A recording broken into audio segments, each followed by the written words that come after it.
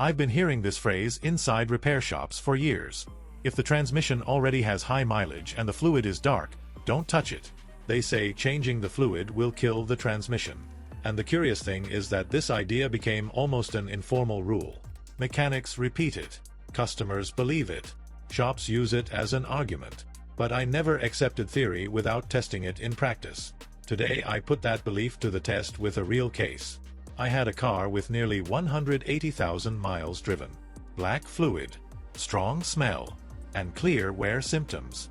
Jerks during gear changes. Vibration when upshifting and downshifting. Hesitation mainly between second and third. In other words, exactly the kind of transmission everyone says not to touch. The logic behind this fear seems to make sense at first glance. The old fluid, full of particles, creates a kind of internal paste. This paste ends up filling the clearances created by natural wear of the internal clutches and valves. When you add new, clean, detergent fluid, it dissolves that dirt. And then, according to the theory, the clearances fully appear.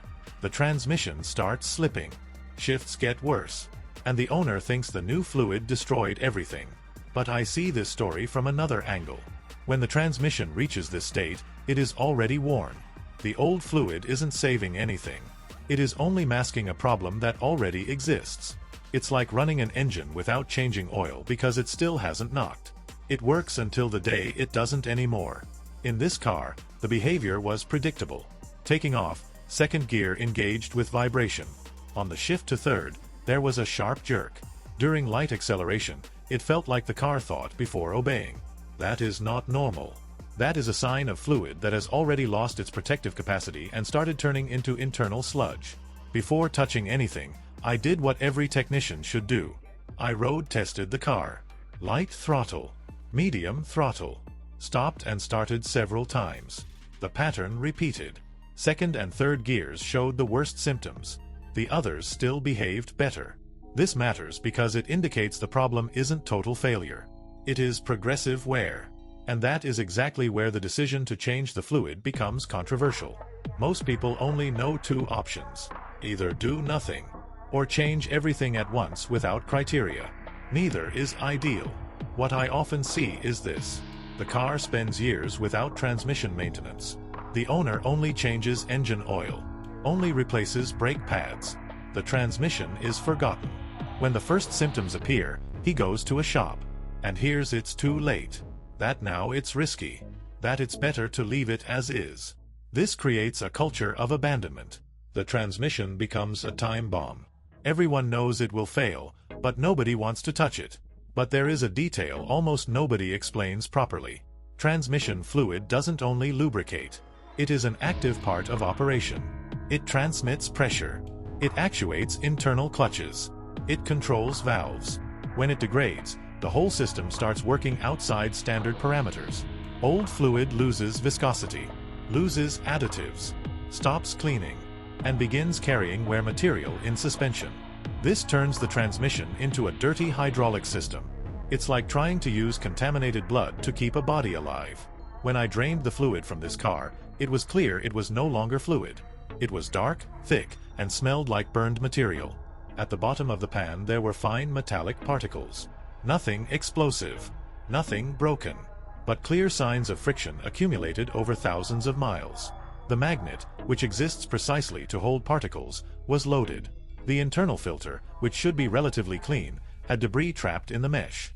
This shows the system had been operating far beyond the ideal point for a long time. Here lies the conflict between common talk and technical reasoning. Common talk says changing it now is dangerous. Technical reasoning says continuing to drive like this is even more dangerous. If the fluid no longer protects, every shift is wearing internal discs further. Every upshift happens with wrong pressure. Every downshift creates hydraulic impact outside spec. Wear doesn't stop. It accelerates. So the real question isn't whether changing the fluid can cause a problem.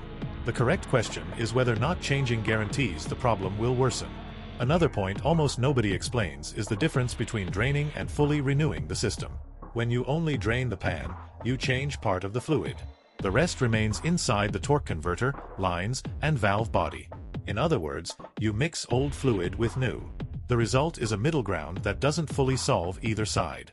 A full renewal removes most of the contaminated fluid. And that is exactly what scares people, because they associate cleaning with failure. But cleaning doesn't create wear. It reveals what was already there. In my case, I knew I was taking a risk. I could improve operation or accelerate a failure already in progress. But that is different from causing a new defect. The defect already existed. That's why I treated this test as a real experiment. New fluid, new filter, system renewed, and then road. The goal wasn't to prove every old transmission can be saved. It was to verify whether this never touch it theory really holds when you look at data instead of fear.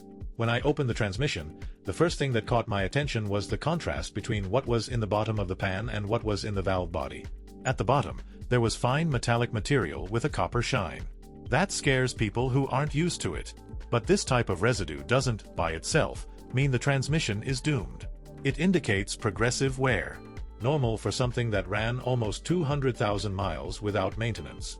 What really matters is where this material is circulating. In the valve body, where the valves and solenoids are, I didn't see heavy contamination. There were no shavings stuck to the valves. There were no signs of sticking. That's a good sign. It means that, despite the old fluid, the system still managed to keep part of the dirt at the bottom of the pan, where it causes less damage. The filter, on the other hand, already showed fatigue. It's a simple mesh, and it was loaded with particles. That reduces flow. Less flow means less pressure. Less pressure means irregular shifting. In other words, part of the problem the car showed came from there. Here comes a point many people ignore. The automatic transmission is a precision hydraulic system. It depends on exact pressure to apply and release internal clutches. When the fluid is dirty and the filter partially clogged, that pressure becomes unstable. Sometimes too much, sometimes too little. And the driver feels this as a jerk, vibration, or delay. When I replace the filter and renew the fluid, I'm not just cleaning. I'm restoring hydraulic control. I'm giving the system back its ability to work within its design parameters. But that only works if the internal clutches still have usable material. If they're completely burned, there is no fluid in the world that fixes it. That's why I always say there's a huge difference between a tired transmission and a dead transmission. The tired one still reacts to corrections. The dead one no longer responds. After reassembling everything, I filled the level with new fluid compatible with the system. I didn't use miracle products. I didn't use magic additives. Only correct fluid in the proper quantity. This detail matters. Many people try solving a mechanical problem with chemistry. That rarely works. The transmission doesn't need thickener. It needs correct pressure and controlled cleanliness. The fluid renewal was done gradually, pushing old fluid out while new fluid entered. The objective was minimizing contamination without causing hydraulic shock. Here is the point separating technical service from commercial service. Commercial service changes fluid like engine oil. In fast, out fast. No criteria. No analysis. Technical service observes color, smell, behavior, and history before deciding. When I finished the process, the new fluid was clean, correctly colored, and without burned odor. That already shows the system was accepting the renewal. But the part that really matters is behavior in motion. On the first drive, I still noticed small vibrations. That's expected. The new fluid begins circulating through areas where old fluid used to be. It dissolves residues. It releases trapped particles. During this period, the system goes through an adaptation phase. It's like cleaning an old pipe. At first, the water runs cloudy. Then it clears. After a few miles, the pattern started changing. Second gear engaged without vibration. Third stopped jerking. Shifts became more progressive. Delay decreased. The feeling was that the transmission was less confused. This is a direct effect of pressure recovery and contamination. Reduction. Another important detail is the torque converter. It stores a large amount of old fluid. When you don't renew the system completely, it keeps contaminating the new fluid. By renewing a larger volume, you reduce this effect. Even so, after dozens of miles, the fluid was already starting to darken slightly. That's normal in this situation. It doesn't mean the new fluid failed. It means it's cleaning what remained. Many people misunderstand here. They see the fluid darkening and think the problem returned. In reality, it's the cleaning process happening. Now comes the most important part of this story. If this transmission were really being kept working only by internal dirt, it would have started slipping almost immediately after the change. The clutches would have lost grip. Gears would have disappeared. The car would have entered limp mode or stopped moving. None of that happened. What happened was the opposite. Shifts became smoother. Delay decreased. Overall behavior improved. That doesn't mean the transmission became new. It means it returned closer to what it was designed to do. And here I return to the main conflict. Common sense says changing fluid in an old transmission invites trouble. Technical reasoning shows the trouble was already there. New fluid only reveals the system's real condition. If the transmission fails after the change, it was already terminal. The change didn't create the defect. It only removed the makeup. If the transmission improves, like in this case, it means there was still recovery margin. That's why I don't treat this issue as a fixed rule. I treat it as diagnosis. If the transmission won't engage gears, if it slips constantly, if it already lost basic function, changing fluid is throwing money away. But if it still drives, still shifts and only shows hydraulic wear symptoms, the renewal can extend its lifespan. After driving more than 100 miles on highway, in city traffic and in stronger acceleration situations, I observed something that goes against popular fear. The transmission didn't get worse. It didn't start slipping. It didn't lose gears. It didn't enter limp mode. On the contrary, behavior became more predictable. This completely changes how to interpret this theory. What I saw in practice was a tired transmission working outside ideal conditions because of degraded fluid and saturated filter. By restoring hydraulic control, I reduced stress on internal components. Less jerking means less impact. Less vibration means less wear. Less delay means less heat. And heat is the biggest enemy of any automatic transmission. Old fluid doesn't dissipate heat properly. It lets the system run hotter than it should. That hardens seals, weakens friction disks, creates more particles. It's a slow self-destruction cycle. When someone says changing fluid destroys the transmission, they're usually confusing cause with consequence. The transmission was already failing. The change only coincided with the moment it couldn't hold on anymore. What this test shows is that an intermediate zone exists. Between perfect transmission and dead transmission, there is the worn transmission. And that's exactly where technical decisions matter. It's not about courage. It's about correctly reading the system. If the car still moves normally, if gears engage, even with jerks or hesitation, that indicates the internal assemblies are still operating. What's usually compromised is hydraulic control. And hydraulic control depends directly on fluid and filter condition. Ignoring this isn't conservative. It's negligent. Another point many don't consider is the economic factor. A rebuilt transmission costs thousands. A fluid and filter change costs a fraction.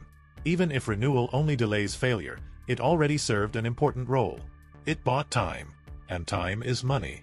Maintenance isn't about avoiding every defect.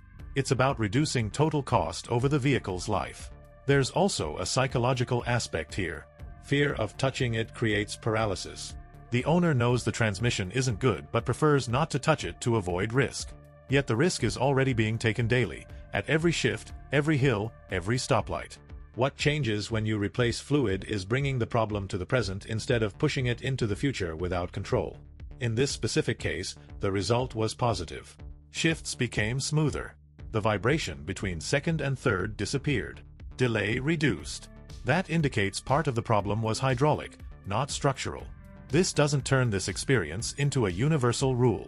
There is no magic solution. Every transmission has its history. Mileage, usage type, load, overheating, everything influences it. What this experience breaks is the absolute idea that you should never change fluid in a high-mileage transmission. That phrase, as repeated, is technically poor. It ignores diagnosis, ignores symptoms, ignores context. The correct statement isn't never change. The correct statement is evaluate before deciding. Evaluate if engagement is still firm. Evaluate if the problem is more control than friction. Evaluate if the fluid is burned or only degraded. Evaluate if the filter is saturated. Evaluate if there are large metal chunks or only fine metallic powder. These details tell a story. If the story is mechanical collapse, no fluid will save it. If the story is hydraulic degradation, renewal can extend life. That changes how I see maintenance. Not as blind ritual, but as strategy. Not as expense, but as defensive investment. Changing transmission fluid at the right time is cheap. Changing after many years is a calculated risk. Never changing is guaranteed failure. The real mistake isn't changing late. It's never changing. And here lies the conflict between commercial speech and technical ideal. Commercial speech prefers extremes. Either sells change as miracle, or sells fear as protection. Technical ideal stays in the middle. It observes, measures, and decides. I prefer working with logic, not mechanical superstition. This experience shows many transmissions condemned today could have had extended life if they received basic maintenance at the right time. And even when that moment passed, there may still be correction margin. Taking care of what's yours isn't just changing engine oil. It's understanding expensive systems need attention before breaking. It's thinking long-term. It's spending little now to avoid spending much later. Mechanical discipline is silent economy. If you leave everything to fix when it breaks, you always pay the highest price. If you intervene while function still exists, you control the loss. This test wasn't about luck. It was about understanding how the system works inside. And when you understand, you stop fearing and start having criteria. If this content helped you see the transmission differently, share this video with someone who still believes old fluid is protection. And if you want to keep seeing real tests, done without internet theory and without empty promises, subscribe to the channel and follow the next experiments. Here we don't repeat myth. We put it to the test.